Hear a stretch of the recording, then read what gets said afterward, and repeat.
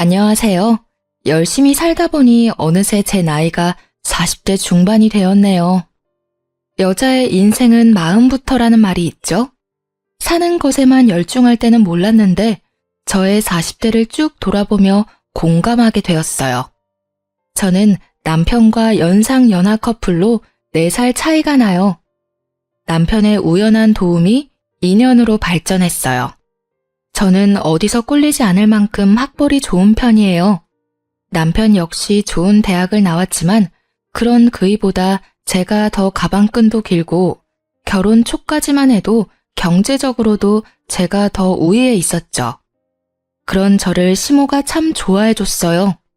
제가 연상이라는 것 빼곤 모든 점을 마음에 들어 해주셨거든요. 남편과 연애 당시이자 결혼 이야기가 오가기 전부터 시모는 저를 예비 며느리라고 칭하며 당시의 주변 지인들에게까지 자랑하고 다닐 정도였어요. 저도 그렇게 예쁨 받는다는 걸 몸소 느끼게 되니 참 좋더라고요. 남편과는 결혼을 전제로 연애를 시작했기에 시모의 그런 모습이 와닿았던 것 같아요. 하지만 결혼 과정이 순탄치는 않았어요. 상견례를 마치고 돌아온 날 저의 친정엄마가 시모가 마음에 들지 않는다며 크게 반대하셨거든요. 남편을 보고 그렇게나 반기던 친정엄마였기에 이해하기란 쉽지 않았어요. 결국 상견례 때 결혼식 날짜도 정하지 못한 채 파했어요. 저희는 몇 날 며칠을 친정에 찾아가 엄마를 설득시켜야 했어요. 상견례 때 시모가 모나게 행동한 적은 단 한 번도 없었음에도 반대하는 이유가 뭐냐고 물었지만 엄마는 입을 떼지 않았어요. 하지만 자식이기는 부모 없다는 말이 딱 맞는지 저와 남편의 노력 덕에 꼬박 2달 만에 친정엄마가 마음을 열어 결혼 승낙을 받게 되었어요. 그때까지만 해도 저는 친정엄마가 결혼을 반대한 이유가 딸 시집 보내는 부모 마음이 다 그런가 보다 여겼죠. 그렇게 저와 남편은 상견례 후 10개월 만에 결혼식을 올릴 수 있었어요. 그런데 예식을 올리는 날까지 친정엄마는 뭐가 그리 불안한지 제게 걱정이 가득한 얼굴을 한 채 당부했어요. 우리 딸, 이렇게 보니 곱디 곱네? 딸, 결혼에 그 집안 식구가 됐다고 해도 네 성격을 죽여가며 모든 비위를 맞출 필요는 없어. 엄마 말 무슨 뜻인지 알지? 엄마도 참, 이렇게 기쁜 날 뭐가 그리 걱정이야. 내가 어디 가서 내 생각도 말 못하는 팔푼이야? 엄마 아빠가 잘 키워주신 덕에 나 어디서든 당당하게 살았고 앞으로도 그럴 테니까 그런 걱정하지 마. 알겠죠? 그래, 우리 딸 늘 당당한 모습이 예쁜 아이지. 엄마는 딸 믿어. 숨김없이 네 모습 그대로 사랑받으며 살아. 사돈댁에도 언제나 네 의사 분명히 밝히고 또 존중받으면서 말이야. 엄마, 사랑받고 자란 아이는 사랑을 주는 방법을 알고 있대. 나 엄마 아빠한테 받은 사랑 늘 마음에 간직하고 있으니까 새로운 가족들에게 이 사랑 나누면서 행복하게 살게.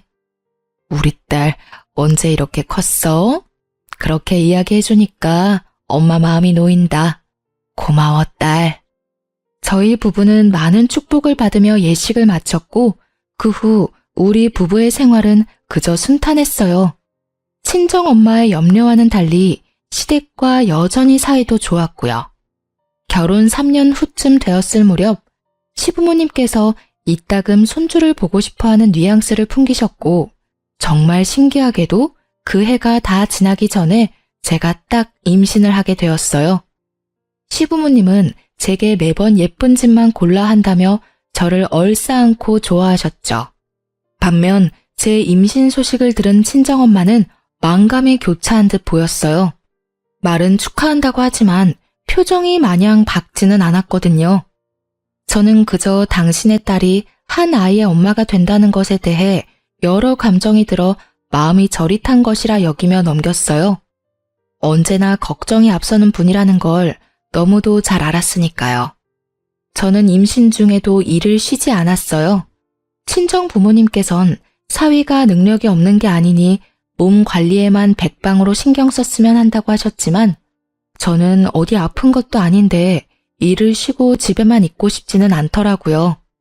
그렇게 출산 예정일이 2달 앞으로 바짝 다가온 후에야 저는 출산 준비를 위해 육아휴직을 썼어요.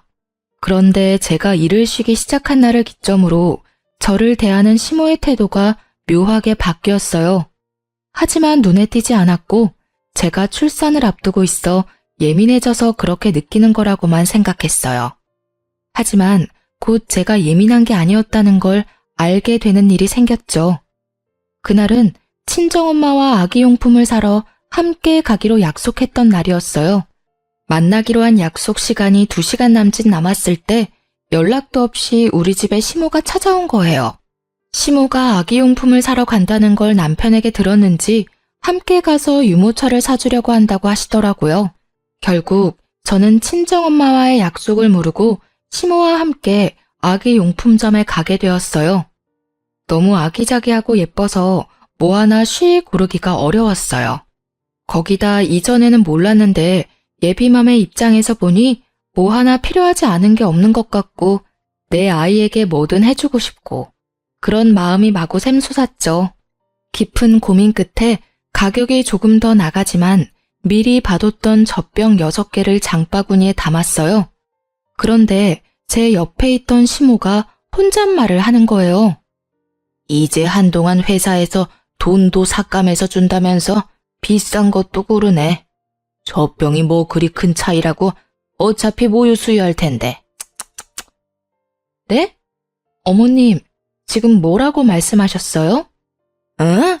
아니다, 아니야. 요즘은 아기들 용품도 참 종류가 많구나. 같은 젖병인데도 브랜드가 이렇게 다양하다니 말이야. 다 비슷해 보이는데 금액도 천차만별이고 요즘은 아기들 용품으로도 상수를 부리니 원. 나는 시모의 혼잣말을 못 들은 척하며 되물었고 시모는 둘러대면서도 상술이니 뭐니 하며 탐탁치 않아 했어요. 저는 이미 들은 걸 못 들었다고 하기엔 너무 기분이 상해 장바구니에 넣었던 젖병을 뺐어요. 그냥 나중에 저 혼자 다시 와서 편히 사야겠다 싶어서요. 하지만 시모는 제가 젖병을 빼는 모습을 보고 말을 얹더군요. 왜 고심해서 골라놓고 내려놓니? 한참을 젖병 앞에 서 있었으면서 말이야. 내 눈치 볼 것도 없다. 네 눈치 주려고 따라온 게 아니니. 어머님 말씀대로 종류가 너무 많아서 쉽게 고르기 어렵네요. 조금 더 고민해 보는 게 좋을 것 같아서요. 그러니? 그래, 잘 생각했다. 젖병 원리는 다 같은데 디자인이나 브랜드 차이로 10,000원이 우습게 오르고 내리고 하니 잠깐 고민하고 고르긴 어렵지. 저는 서둘러 유모차만 사서 돌아가려고 유모차 진열대로 향했어요. 거기서는 시모가 사주는 거니 가격대를 먼저 본 뒤 골랐어요. 가격은 중간 정도 하면서 디자인이 마음에 드는 걸로요. 그런데 이번에는 시모가 들으라는 듯 좀 전보다 큰 목소리로 혼잣말을 했어요. 남이 사주는 거라고 비싼 것도 고르네. 몇 년이나 쓴다고 아기용품에 돈을 쳐바르는지, 에휴. 어머님, 혹시 부담되시면 말씀해 주세요. 꼭 유모차 선물은 안 해주셔도 괜찮아요. 응? 얘는 그게 무슨 말이니? 그런데 좀 가격이 비싸긴 하구나. 이런 아기 유모차는 몇 년 쓰지도 못하는데 말이야. 요즘은 중고로도 사람들이 새 것 같은 거 많이 팔기도 하던데 환경 생각해서 그런 것도 참 좋아. 그렇지? 세아가, 너는 이 유모차가 마음에 든다는 거지? 그럼 그걸로 하렴. 어머님, 유모차도 오빠랑 조금 더 고민해보고 구매하는 게 좋을 것 같아요. 오늘은 이만 돌아가요. 그럼 그럴래? 뭐라도 하나 사주려고 했는데 아쉽네. 혹시 고민해보고 정해지면 말해주렴. 그날 저는 기분이 상해 더는 시모와 함께 쇼핑할 수 없겠다는 생각에 대충 둘러보는 척한 뒤 그중 가장 저렴한 가재 수건만 한 묶음 사서 나왔네요. 애초에 연락도 없이 불쑥 우리 집에 찾아왔던 것도 제가 돈 쓰는 걸 감시하려고 했던 것 같다는 생각에까지 이르니 속에서 화가 솟구쳤어요. 이날 남편이 퇴근하고 와 있었던 일을 다 털어놓고 다시는 시모에게 우리 일에 관한 건 일절 이야기하지 말라고 당부했어요. 알겠다면서도 시모를 두둔하는 남편을 보고 있자니 열불이 뻗쳤지만 처음 있었던 일이니 더는 거론하지 않고 넘겼네요. 그날 얼마나 스트레스를 받았는지 배가 땡땡하게 뭉쳐 밤새 고생을 했더랬죠. 하지만 고부 갈등에 대한 남편의 무지함과 시모의 간섭은 또다시 저를 괴롭혔어요. 출산 한 달을 앞둔 시기 산후조리원에 관해 남편과 말이 많았어요. 그래도 애를 낳는 것도 저도 몸조리를 해야 하는 것도 당연하니 결국엔 남편이 제 의견에 따르기로 했어요. 그런데 출산 예정일 딱 2주 전 시모가 제게 차 한잔 같이 하자며 저를 불렀어요. 뭔가 쎄한 기분이 들었는데 아니나 다를까 남편이 고세를 못 참고 시모에게 다 떠들어댔는지 산후조리원 예약했다는 얘기를 들었다며 운을 떼더군요. 저는 당연히 몸조리를 위해 산후조리원에 다녀올 계획이라고 했어요. 시모는 제 대답에 기가 차다는 듯 코웃음을 치더니 이렇게 말했어요. 조리원을 가라 마라 하지는 않으마. 대신 산후조리원 다녀올 거면 네 돈으로 가렴. 너 그동안 돈 좀 벌었으니 모아둔 돈도 있지? 내 아들이 출산 비용이라도 다 낼 텐데 너 편하자고 가는 곳이니 네 돈으로 해야지. 내 말이 맞지 않니? 어머님께서 염려하신다는 건 알겠지만 산후조리원에 가던 안 가던 우리 부부가 상의해서 결정하는 거고요.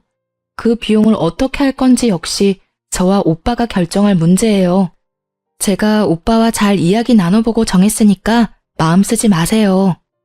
예, 어디서 어른을 가르치려 드니? 네가 보기엔 내가 우스워 보이니? 너희 집 가장이 내 아들이야. 그러니 내가 나서는 수밖에 없지. 내 아들 돈을 네가 막 쓰도록 둘 수는 없는 거잖니. 내가 산후조리원을 돈 때문에 가지 말라는 것도 아니고 네 돈으로 다녀오라는데 뭐가 문제야? 어머님 말씀대로 남편은 성인이고 한 가정의 가장이에요. 그러니 어린애 기르듯 저희 부부 문제를 간섭하실 수는 없는 거 아닌가요? 남편이 조금 더 어리다고 제가 마음대로 주무르며 함부로 대하지 않아요. 그러니까 한 발 물러서서 저희 부부를 지켜봐 주시면 좋겠어요. 좀 배웠다고 따박따박 말 듣고 하는 것 봐. 간섭이라고 했니? 내 아들이 잘 살길 바라는 마음으로 이야기하는 걸 뭐? 간섭? 여자는 애 낳는 순간 시댁이고 남편에게 의리야. 알겠니? 2번 말 안 하마. 내가 말하는 대로 해. 그리고 꼭 출산은 자연분만으로 해야 한다. 제왕절개는 돈도 많이 들고 병원에도 오래 있어야 한다는데 네가 그렇게 쉬고 있을 동안 고생하는 내 아들은 누가 챙기니? 일하는 내 아들 챙겨줄 사람이 없다는 건 말도 안 되지. 어머님, 고리적 개념은 좀 버리세요. 어디 가서 그런 말씀하시면 좋은 대우 못 받으세요. 그리고 돈으로 사람을 이렇게 대하시는 건 아니죠. 제가 육아휴직 중이라고 무시하고 싶으신가 본데 저 어머님께서 무시한다고 무시당할 만큼 돈 한 푼 없지 않거든요. 부족함 없이 지낼 만큼 벌었으니 더는 저희 부부 문제로 관여하지 마세요. 저희 부부 사이 멀어지게 만들고 싶은 게 아니라면요. 저는 이렇게까지 확 변해버린 시모를 보고 있자니 소름이 닿기 쳤어요. 시모에게 관여하지 말라고 딱 잘라 말한 뒤 집으로 돌아오는 내내 화가 나 미칠 지경이었어요. 그날 저는 집에 돌아와 남편과 대판 싸웠습니다. 당신, 내가 우리 문제 어머님께 말하지 말라고 했던 거 기억 못해? 내가 왜 당신이 한 가벼운 처신으로 이렇게 피해를 봐야 해? 네 부모면 나한테 그렇게 함부로 감나라 배나라 하면서 참견해도 되냐고. 내 처신이 뭐? 엄마가 당신 걱정을 좀 하길래 덜어드리려다 보니 말이 나왔을 뿐인데 도대체 왜 미친 사람 마냥 난리야? 걱정? 웃기지도 않네. 나를 걱정하는 사람이 출산 방법까지 이래라 저래라 하면서 정해줘? 그리고 내가 왜 당신네 집안의 을이라는 말을 해? 그게 걱정하는 사람 태도니? 어? 당신네 엄마가 나를 기만하는 건 이번이 끝이야. 또 이런 일이 반복되면 그땐 결혼이고 뭐고 다 끝이라고. 당신이 얼마나 우리 엄마한테 기어올랐으면 엄마가 당신한테 그런 말까지 하겠어? 나한테 이렇게 성내기 전에 당신이 엄마한테 보인 태도에 대해서나 생각해봐. 당신은 지금 우리 엄마 나쁜 사람 만드는 것에 급급한 사람으로밖에 안 보여. 남편과 싸우는데 억울함이 몰려오더라고요. 저를 기만한 시모에 제 태도를 되돌아보라는 남편까지. 제가 원했던 결혼은 이런 게 아니니 속상한 마음을 달랠 길이 없었어요. 하지만 부부싸움은 칼로 물베기라고 하잖아요. 서로에게 그렇다 할 사과 한마디 하지 않았지만 또 그냥저냥 시간이 흐르는 대로 풀려갔죠. 제 출산이 바짝 다가왔으니까요. 출산 후 부부관계도 괜찮아졌고 시댁 가는 걸음도 줄었어요. 그 덕에 저는 아이의 육아에 전념할 수 있었고요. 그런데 엄마 마음이라는 게 그런 건가요? 점점 육아에 대한 욕심이 생기는 거예요. 어느덧 회사 복귀할 시기가 다가왔고 저는 결국 제가 그동안 쌓아온 커리어를 모두 포기하고 육아를 선택했네요. 물론 남편은 이런 제 선택을 반대했어요. 맞벌이 부부로 지내야 아이에게 더 나은 환경을 제공할 수 있다면서요. 그러나 이 또한 핑계라는 걸 저는 잘 알고 있었어요. 남편은 외벌이에 대한 부담이 크다며 입이 닳도록 말하곤 했으니까요. 저는 남편의 하소연에도 꺾이지 않았고 그로 인해 또 한 번 곤욕을 치렀습니다. 제가 회사에 사직서를 내고 온 날이었어요. 남편은 또 시댁에 가 푸념이라도 했는지 시모가 또다시 들이닥쳤어요. 너 회사에 사직서 내고 왔다면서? 이것은 모조리 아니야? 내 아들을 말려 죽일 작정이니? 요즘 시대에 외벌이가 웬 말이야? 사직서 처리하기 전에 당장 가서 무르고 와, 어서. 제가 하다하다 회사 그만두는 것까지 어머님 허락을 받아야 하나요? 저희 부부가 맞벌이로 일하면 어머님께서 애는 돌봐주실 건가요? 우리 애를 직접 돌봐줄 생각이 있으셔서 이렇게 대뜸 찾아와 갖다부터 하시는 거냐고요. 공부만 잘했지 상황 파악도 못하는 돌머리 아니야? 내가 일을 다니는데 어떻게 아이를 봐주니? 성질나 죽겠는데 무슨 말도 안 되는 소리야? 돌머리는 제가 아닌 것 같은데요. 어머님의 의사를 강하게 피력하시려면 그에 대한 도움을 주셔야죠. 하다못해 대안이라도 마련한 뒤에 말씀해 주셔야 맞는 거 아닌가요? 남편이 어머님 자식이면 이 아이는 제 자식이에요. 제 아이가 자기 아빠 힘든 걸 덜 자고 일찍부터 부모랑 떨어져 있게 만들고 싶지 않아요. 육아에 대한 제 가치관이니 존중해 주세요. 뭐야? 이 요망한 것이 내가 너를 며느리로 받아들인 이유가 뭔데? 일에 대한 욕심 많고 좋은 직장의 연봉도 높아서 내 아들 고생은 덜겠구나 하는 생각으로 결혼시킨 건데 니까짓게 이런 식으로 뒤통수를 갈겨? 당장 회사 가서 사직서 무르고 와. 안 그러면 진짜 국물도 없을 줄 알아. 저는 무례하게 구는 시모에게 더는 이 일에 대해 언급하지 말라 단호하게 제 의사를 밝혔어요. 시모는 그런 제게 지금 저의 선택을 후회하게 해주겠다며 집을 다 뒤집어 엎고는 돌아갔죠. 그리고 실로 그날 이후 시모는 저를 쥐뿔도 없는 사람이라며 괄시했어요. 그런 대우를 감내하느니 마주하지 말자 싶더라고요. 그래서 시댁에 일절 가지 않았는데 시모가 우리 집에 찾아와 그렇게 저를 괴롭혔어요. 감시라도 하듯이 저녁마다 와서는 남편의 식사에 신경을 하나도 안 쓴다는 둥, 애 핑계로 집에서 놀면서 집안 꼴이 개판이라는 둥, 심지어는 아이를 잠깐 남편에게 맡기고 샤워하는 것까지 남편을 과로로 죽일 계집애라며 막말까지 해댔죠. 심으로 인해 뒤늦게 우울증이 와 매일 밤을 눈물로 지새우며 그렇게 장장 3년이라는 기간 동안 미움을 받으며 지냈네요. 그러다 문득 거울에 비친 피폐한 저의 모습이 눈에 들어왔고 그 순간 뇌리에 스치는 생각은 무엇이 됐든 더는 참지 말자였어요. 2달 뒤 저는 동네 변두리에 크지 않게 옷가게를 차렸어요. 사업이긴 해도 동네에서 오프라인으로 운영하는 거였고 마침 아이가 5살이 되어 유치원에 가기 시작해서 충분히 육아와 병행하며 일할 수 있을 것 같았거든요. 하지만 제가 경제활동을 시작했어도 시모는 여전히 저를 못살게 굴었어요. 제가 옷가게를 차렸다는 걸 알고는 가게까지 찾아와 제게 삿대질까지 해대며 언성을 높였어요. 정말 간도 크네. 어떻게 사업할 생각을 하니? 이거 다 네가 빼놓은 비상금으로 차린 거라며? 어떻게 이 정도로 영악하고 못돼 먹었는지. 이렇게 사고 칠 돈 있었으면 내 아들 내조나 잘할 것이지. 회사에 들어가랄 땐 죽어도 싫다고 버티더니 버튼 곳에 돈까지 버리고 이게 다 뭐 하는 짓이야?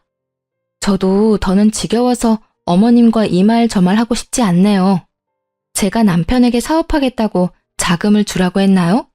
아니면 이 사업한다고 우리가 빚쟁이라도 됐나요? 도대체 왜 제가 하는 일마다 사사건건 참견질을 해대시는 거예요? 제가 뭘 하든 제 선택이고 제 인생이라고요. 내가 참견까지 하게 만드는 건 다 네 행실 때문이잖니. 어느 정도 미련스럽게 처신을 해야 내가 잠자코 있지. 이건 뭐 내 아들 고생시키겠다고 말하는 것과 뭐가 달라? 그리고 잘난 며느리 들어왔다고 그렇게 자랑을 해대는데 이따위 구질구질한 가게를 차렸으니 내가 어떻게 얼굴을 들고 다니냔 말이야. 어머님, 정말 해도 너무하시네요. 막말로 제가 친구분께 저를 자랑해달라고 했나요? 그리고 사람을 그렇게 돈과 직위로만 평가하고 어머님의 기준에 미치지 못하면 이런 식으로 행동해도 되는 건가요? 제발 적당히 좀 하세요. 전 그렇게 자랑하고 다니고 싶으셨으면 남의 자식인 저더러 어머님의 기준에 맞추라 하지 말고 남편이랑 신우를 자랑할 가치가 있도록 키우시지 그러셨어요. 이게 지금 뚫린 입이라고 어디 시어미 앞에서 그런 말을 짓거려? 개나 소나 다 하는 옷가게 차리더니 이게 멍청해도 더럽게 멍청해졌네. 시모는 저를 향한 분노를 참지 못하고 제 얼굴을 내리쳤어요. 저는 시모에게 이렇게 하니 속이 시원하냐고, 아무리 가족으로 얽혀 있어도 이제 남보다 못하니 서로 마주하지 말자고 소리쳤어요. 시모는 그런 제게 자기가 바라는 바라며 이혼당할 준비나 하고 있으라는 말을 남긴 뒤 돌아갔죠. 그 뒤로 저도 전처럼 시댁에 발도 들이지 않았고 시모도 더는 찾아와 저를 쪼는 일이 없었어요. 남편이 도대체 자기 엄마에게 어떻게 굴었길래 이혼하라고 성화냐며 화를 냈지만 저는 그런 남편에게 진짜 이혼하고 싶은 게 아니라면 지금부터라도 행동 조심하라고 엄포를 놓았네요. 남편은 이혼은 무서웠는지 더는 시모의 우악스러움은 볼 일이 없었어요. 하지만 시댁 식구 모두에게까진 해당되지 않아서인지 보다 못한 신우가 저를 찾아왔어요. 그런데 참 다행히도 신우는 제게 자기 엄마를 이해해달라며 대신 자기가 제 일을 시간 내 자주 도와주러 오겠다는 거예요. 저는 탐탁치 않아 거절했어요. 하지만 신우는 매일 찾아와 저를 도왔어요. 하지 않아도 괜찮다고 말리던 저더러 곧 아이가 하원하고 올 시간이니 조금이라도 쉬라며 남편보다도 더 저를 이해하듯 말해주었죠. 그 덕에 저는 조금씩 신우에게 마음이 열렸고 이렇게까지 신경 써주는 게 너무 고맙더라고요. 그래서 인기 있는 디자인의 옷을 몇 개 빼놨다가 신우에게 선물했어요. 금방 지쳐 할 줄 알았던 신우는 그 후로도 자주 가게에 와 아이와 놀아주기도 하고 저를 돕기도 하며 지냈어요. 그러던 어느 날 제 딸이 몸이 아파 병원에 입원하게 됐어요. 아이들의 경우 보통은 고질적인 질환이 아닌 이상 사나흘 정도면 퇴원하는데 이상하게 아이의 컨디션 회복이 더뎌 결국 열흘 동안이나 입원해 있었죠. 그러니 당연히 제 옷가게는 그 기간 동안 문을 열 수 없었고요. 그런데 아이가 입원해 있다는 소식을 들은 신우가 제게 연락이 왔어요. 옳게 소식 들었어. 가게도 못 열고 무슨 일이래 참. 지금은 괜찮고? 아기가 아직 열이 안 떨어져서요. 어쩔 수 없죠. 그동안 가게도 못 열고 어떡하냐는 말이지 내 말은. 혹시 애 때문에 가게가 마음에 걸리면 내가 대신 가게 봐줄까? 괜찮아요. 신경 안 써주셔도 돼요. 제가 알아서 할게요. 에이, 가족 좋다는 게 뭐야. 이럴 때 시누이 써먹는 거지. 안 그래? 나중에 조카 다 낳고 거하게 한 통 쏘기만 하면 돼. 올케가 힘들어하는 게 눈에 보이니까 내가 다 마음이 아파서 그래. 도와주겠다는 선의의 마음을 올케가 굳이 거절 안 해도 되는 거야. 신우는 끈질기게도 자기가 봐주겠다더라고요. 결국 계속 거절할 수 없어 며칠만 부탁한다며 맡기게 되었어요.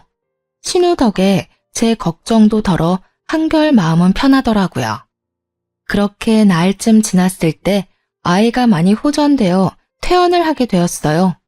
가벼운 마음으로 다시 가게로 출근하게 된 날, 저는 가게에 도착하자마자 기함했습니다. 제 가게 매대에 진열된 옷들은 온데간데 없고 처음 보는 옷들이 걸려있는 거예요. 거기다 제 가게에 마치 자기가 사장이라도 되는 듯 떡하니 자리하고 있는 신우와 시모까지. 저는 신우와 시모에게 이게 다 어떻게 된 일이냐고 소리쳤고 그런 저를 보며 비웃으며 하는 말이 아주 가관이더군요. 아가, 지난 날은 내가 미안하게 됐다. 네가 이러려고 이 가게를 다 차렸나 본데 내가 그 깊은 하늘의 뜻을 이제야 알았어. 그게 무슨 말씀이세요? 지금 제 가게에 무슨 짓을 하신 거냐고요. 제가 판매하던 옷들은 다 어디 가고 이런 거적대기 같은 옷을 걸어둔 거예요. 어머? 내 취향인데 거적대기는 말이 좀 심하다. 참 드세다고만 생각했는데 순진한 모습이 다 있었네. 내가 가게 챙기겠다는 말을 너무 고지곳대로 들었나 봐. 내가 이 나이 먹도록 놀고 있는 건 불효잖아. 그래서 올케 도우면서 일을 좀 배워뒀던 건데 눈치 못 채더라. 올케는 학벌 좋으니까 나보다 취직하기 쉬울 거잖아. 그래서 내가 앞으로는 가게 운영하려고. 당장 내 가게 원상 복구해놔. 내가 아무리 당신네들한테는 외지인이라도 이러는 건 아니지. 애 키우면서 잘 살아보려고 노력하는 사람을 속이고 등쳐먹이려는 게 인간이야? 당신네들이 인간이냐고. 올케, 말 조심해. 우리가 무슨 사기꾼들이야? 왜 그런 식으로 말을 해? 올케는 정말 위아래도 없구나. 그러니까 엄마가 그렇게까지 했지. 능력 좋던 올케는 그 능력 앞으로도 펼치면서 살아. 우리 집안 깊혀주려고 네가 들어온 건데 부응해야지 않겠어? 네가 우리 가족이 된 이유가 네 능력인데 말이야.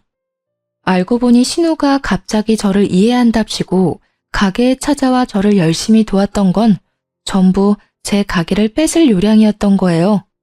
남 밑에서 일 못한다며 사업을 버렸다 말아먹은 전적이 꽤 되는 신우는 이미 단골들도 생겼고 어느 정도 매출이 유지되는 제 가게를 노린 거죠.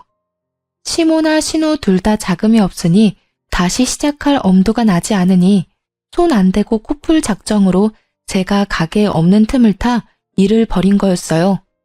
그 속내를 알게 되니 들끓는 화를 도저히 참을 수가 없었어요. 저는 시모와 신우를 제 가게에서 끌어내고 곧장 문을 걸어 잠궜습니다. 밖에서 문을 열라며 두드리고 소리치고 난동도 모자라 가게 문을 박살내겠다며 큰 돌까지 주워와서는 행패를 부렸어요. 저는 결국 경찰에 시모와 신우를 신고했고 시부와 남편이 경찰서에 와서야 저를 헐뜯던 시모와 신우의 태도가 멈췄네요. 저는 그동안 제가 겪은 많은 일을 모두 털어놓았고 더는 이렇게 살 수 없다고 그 자리에서 이혼 선언까지 했어요. 이혼하겠다는 제 말에 남편과 시부는 청천벽력이라도 된 양 저를 말리느라 안달이 났어요. 신우는 그제야 죄책감이 든 건지 후폭풍이 무서운 건지 제 눈치를 보기 시작하더라고요. 하지만 시모는 이런 상황에도 아랑곳하지 않았어요. 아니, 콧대 높은 척을 하고 싶었는지 저를 노려보기까지 하더군요. 결국 그런 시모의 태도는 시부의 심기를 건드렸고 시부는 시모에게 고래고래 소리쳤어요. 당신 어서 사과해. 당장. 어영부영 넘길 생각 추호도 하지 마. 알겠어? 어떻게 부모가 자식 가정을 깨는 만행을 저질러? 며느리가 기분이 풀릴 때까지 무릎이라도 꿇고 싹싹 빌란 말이야. 당신 아들이랑 며느리가 이혼하는 순간 당신도 이혼당할 줄 알아. 내가 뭘 어쨌다고 저 되바라진 것한테 사과를 해? 지 좋은 능력 펼치고 우리 딸한테 가게 일은 넘기라는 게 뭐가 잘못이야? 사과는 내가 하는 게 아니라 받아 마땅하지. 네, 어머님 저한테 사과하실 필요 없어요. 아버님, 저 마음에도 없는 사과는 받고 싶지 않고요. 이제와 사과한들 뭐가 달라지나요? 저요, 이제 지긋지긋해서 싫어요. 저 합의할 생각도 없으니 제게 사과든 애원이든 아무것도 할 생각 마세요. 저는 합의는 없다는 말을 마지막으로 남긴 뒤 경찰서를 나왔어요. 그런데 자기 가족 일이라고 제 가게까지 따라온 남편이 제 속을 또 긁어댔죠. 당신 정말 나랑 이혼이라도 할 생각이야? 아니, 우리 엄마랑 누나 지금 유치장에 있어. 정말 합의 안 할 생각은 아니지? 가족끼리 다툴 수도 있는 거지. 왜 이렇게까지 못되게 굴어? 어차피 앞으로도 얼굴 보고 지내야 하는데 괜히 더 사이 틀어지지 말고 잘 풀어야 할 거 아니야. 똑같은 말 몇 번씩 하게 만들지 마. 너한테나 가족이지 이제 나한테는 아니거든? 아니, 이전부터 니네 엄마는 날 가족으로 여긴 적이 없어. 네 엄마 기세어주는 도구 정도에 지나지 않았다고 난. 그러니까 나도 이제 와서 더는 가족 운운하면서 이해할 생각 없어. 누난 어떻게 사람이 그렇게 인색하다 못돼 못해 처먹었냐? 아, 몰라. 내 사전에 이혼은 없어. 절대 이혼은 안 해줄 거니까 그런 줄 알아? 애를 생각하는 엄마면 그렇게 무책임하게 말하면 안 되지. 그러고도 누나가 엄마라고 말할 수 있냐? 어? 공부 잘하는 거랑 인성이랑은 별개라더니 딱 누나를 두고 하는 말이네. 야, 무책임? 너 지금 무책임이라고 했어? 너도 알았잖아. 네 엄마가 나 자기 멋대로 주무르려고 했다는 거. 엄마라면 이혼을 입에 담으면 안 돼? 무책임한 건 내가 아니라 너야, 너. 인성 먹 같은 건 내가 아니라 너랑 네 엄마라고 이 무례배 집안인가나. 그러니까 불난 집에 부채질 그만하고 네 가족이 싼 똥이나 네가 치워. 내 매장 옷 다시 찾아오지 않으면 바로 이혼 소장 접수할 테니까 오늘 안에 무조건 찾아서 가게에 가져다 놔. 알겠냐? 남편은 자꾸 이혼을 들먹이면서 자기를 화나게 한다며 매대에 걸려있던 옷을 창고 쪽으로 집어 던졌어요. 그런데 저도 그땐 제정신은 아니었거든요. 남편에게 미친 것 위에 더 미친 것이 있다는 걸 보여주기 위해 저는 남편을 향해 옷가지들을 집어던지며 정신 나간 사람처럼 굴었죠. 그런데 하필이면 이런 모습들을 친정엄마가 다 보고 말았어요. 친정엄마를 보자마자 왜 그리 어린애처럼 눈물이 쏟아지던지. 한참을 울고 난 후에야 친정엄마에게 자초지종을 설명했어요. 그러니 엄마는 시모가 겉과 속이 다를 거라는 건 알았지만 이 정도로 못되게 굴 줄은 몰랐다며 불같이 화를 냈어요. 당장이라도 시모를 가만두지 않겠다며 열을 내는 걸 제가 직접 해결하겠다고 설득해 간신히 진정시킬 수 있었어요. 그러자 친정엄마의 차가운 시선은 남편을 향했고 남편은 도망이라도 치듯 가게를 나갔어요. 한참을 친정엄마의 도움으로 가게를 정리하고 있는데 남편이 제가 가게에서 판매하던 옷을 찾아왔더라고요. 그런데 그 옷들이 다 시댁 창고에서 발견했다는 말을 듣고 단전에서부터 또 화가 마구 치밀었어요. 하지만 그 순간 뭔가 쎄한 기분에 사로잡혔어요. 이런 일을 겪으니 촉이 곤두섰던 거죠. 저는 카운터로 곧장 향해 현금 보관함을 열어보았어요. 아니나 다를까 그 많던 돈이 한 푼도 없이 텅텅 비어있는 거예요. 네, 자금이 없던 신우가 제 돈으로 자기가 팔고 싶던 상품을 떼온 거였어요. 이게 도둑과 다를 게 뭔가요? 하지만 이런 상황에서도 더욱 황당한 건 남편이라는 인간의 태도였습니다. 무슨 돈으로 이 많은 옷을 떼왔나 했더니 그럼 그렇지. 이 와중에 도둑질까지 잘도 했네. 도대체 무슨 생각이면 이런 강큰 일들을 벌일 수 있는 건지 참. 일하고 싶은 마음이 커서 그랬던 걸 거야. 설마 당신 지금 이것까지 문제 삼을 생각은 아니지? 당신 때문에 경찰서까지 끌려간 우리 엄마랑 누나한테 말이야. 누나가 빼간 돈은 내가 비상금으로라도 채워줄 테니까 제발 더는 문제 삼지 말자. 어? 어차피 내가 주면 그만인 돈이잖아. 이 와중에 너는 끝까지 왜 이 돈을 네가 갚아? 막말로 지금 내 가게에 도둑이 든 거나 다름없잖아. 그러니까 네가 감싸고 챙길 사람은 네 엄마랑 누나가 아니라 나여야지. 상식적으로나 양심적으로나 나를 먼저 챙기고 걱정해야지. 네가 이러고도 남편이니? 진짜 너나 네 가족들이나 사람도 아니네. 이날 남편과 2차전으로 대판 싸웠네요. 나중에는 친정엄마가 있다는 것도 있고 남편이 애초에 일을 이렇게까지 만든 건 저라면서 막무가내로 막말까지 퍼붓더라고요. 저는 우리 부부가 엄연히 큰 피해를 본 상황에서도 자기 가족만 감싸는 모습을 더는 두고 볼 수 없었어요. 거기다 저희 엄마 앞에서까지 저를 함부로 대하는 건 더더욱 용납할 수 없어 다음날 바로 이혼 소장을 접수했습니다.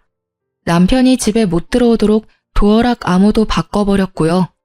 집에 들어오겠다며 문 앞에서 깽판을 치던 남편은 이웃의 신고로 그 뒤로는 시댁으로 넘어갔어요. 그런데 며칠 뒤 시부가 제게 연락을 해왔어요. 신우와 시모가 잘못을 뉘우치고 반성하고 있다고요.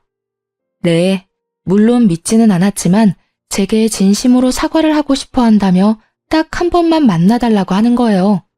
저는 고민하다 여차하면 증거물로 제출하자 하는 마음으로 신우가 제 가게에서 했던 짓이 모두 담긴 영상 증거물을 챙겨갔어요. 역시나 이렇게 단번에 변할 시모가 아니죠. 사과는커녕 고개까지 쳐들고 저를 내려보더라고요.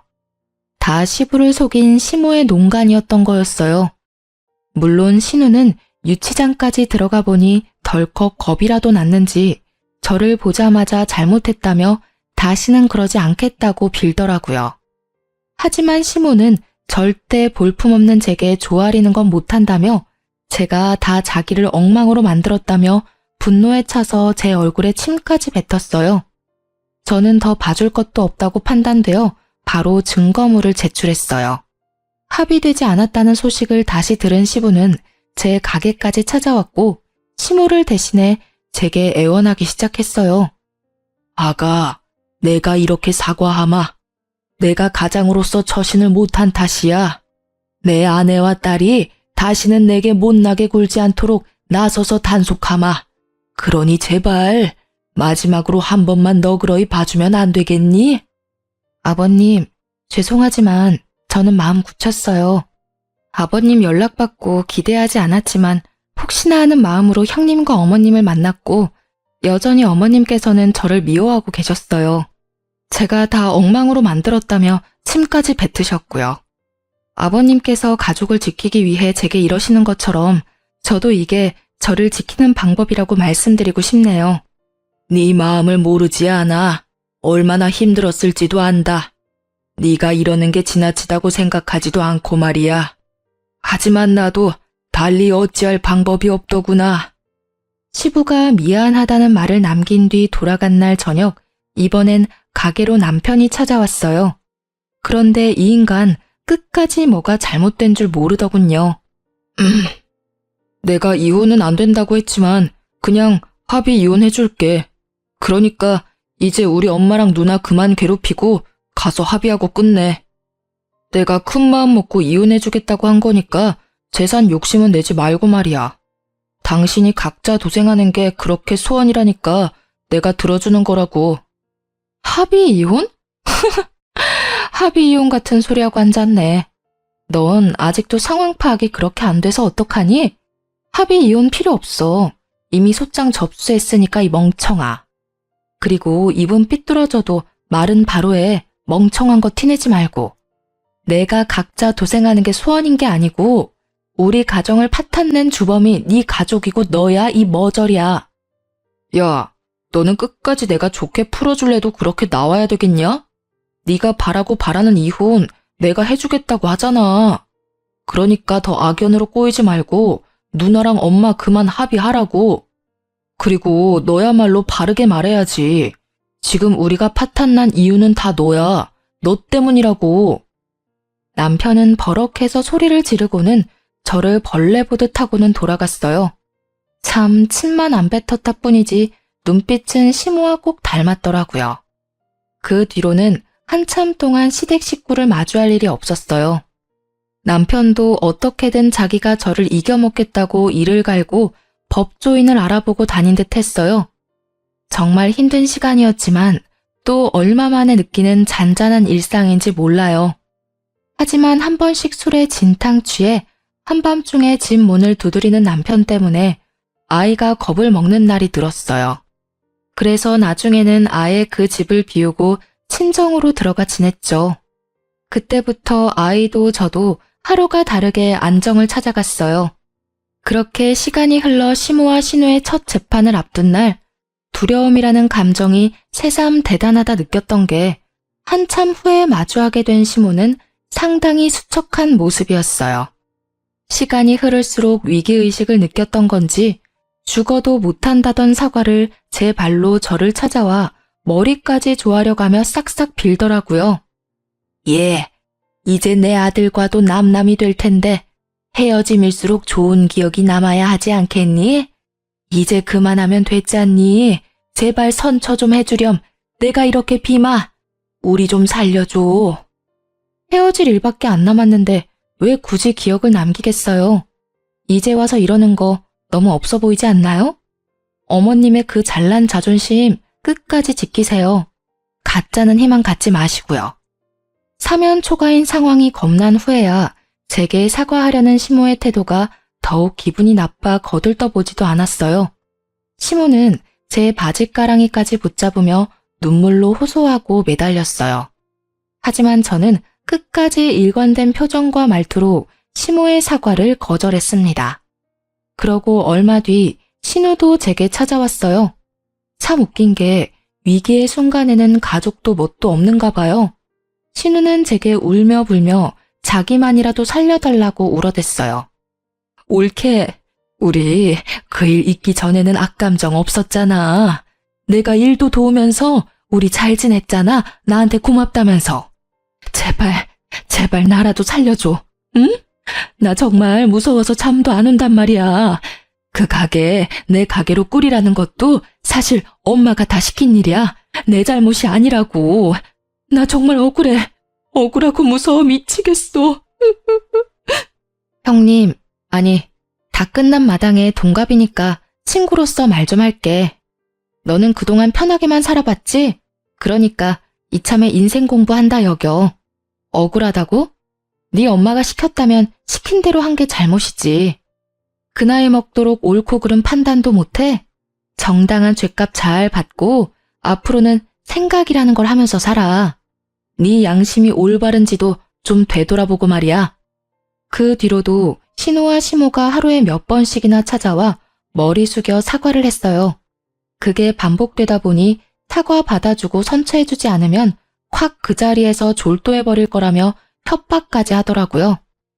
결국 시부가 시모와 신우를 데리고 돌아간 후에야 저를 찾아오는 걸음을 멈췄어요.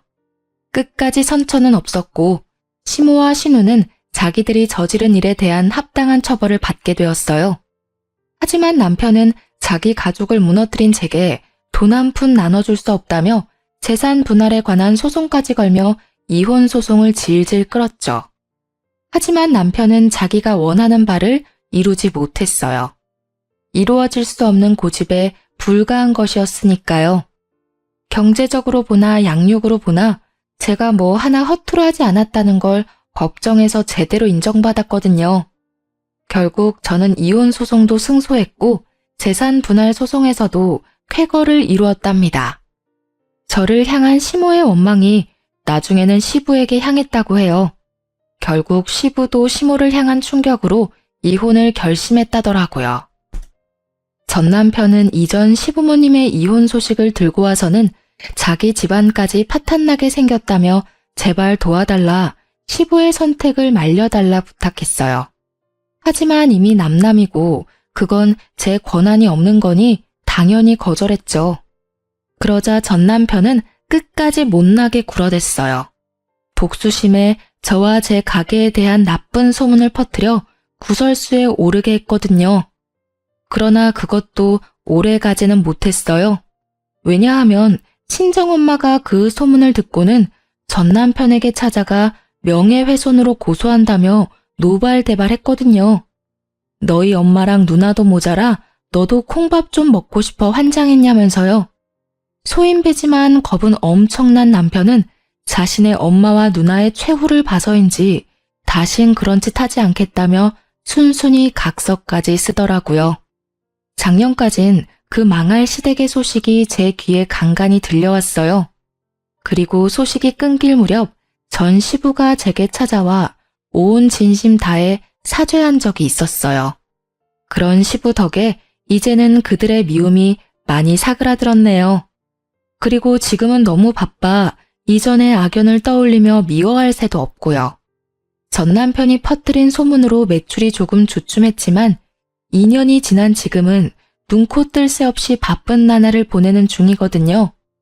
온라인으로 사업을 확장한 게 잘 된 덕에 가게도 다시 활기를 찾아 활발히 운영되고 있답니다. 시내에 2호점을 최근에 오픈해 제 동생도 저를 도와 운영에 뛰어들 정도로 확장도 되었어요. 결혼이 인생의 이막의 시작인 줄 알았는데 이제 와 보니 제 인생은 결혼이 아닌 이혼이 인생의 이막 시작인 느낌이 드네요. 새로운 시작이라는 마음으로 나만의 인생 커리어를 탄탄하게 쌓아가는 게 앞으로의 제 목표이고 바람이 되었어요. 그리고 마지막으로 저의 선택을 염려해주고 저의 새로운 시작을 묵묵히 지켜봐 주신 저의 보배이자 스승인 엄마를 닮아 제 아이에게도 그런 엄마가 되고 싶네요. 제 사연을 들어주신 많은 분께 감사드립니다. 좋은 하루 되세요.